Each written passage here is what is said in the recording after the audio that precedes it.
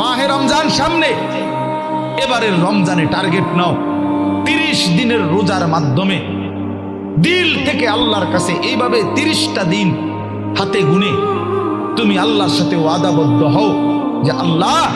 30 দিন আমি রোজা রাখবো। এবং যৌন চাহিদা, লজ্জাস্থানের চাহিদা, অশ্লীলতা, বেহায়াপনা, নর্তকী, নাচ গান, উলঙ্গ ছবি দেখা, নারীকে নিয়ে চিন্তা ভাবনা, মেয়েকে নিয়ে অশ্লীল চিন্তা ভাবনা, অবৈধ কোনো প্রেম সম্পর্ক, হারাম কোনো রিলেশন, এসব ত্যাগ করে বন্ধু 30টা দিন মনোযোগ দিয়া রোজা রাখো, তারাবি পড়ো, ইফতার করো, সাহারি করো, তাসবিহ পড়ো, তেলাওয়াত করো, কোনো আলেমে দ্বীনের সাথে উঠা বসা করো, ইমাম সাহেবের সাথে সম্পর্ক করো। ইনশাআল্লাহ দেখবা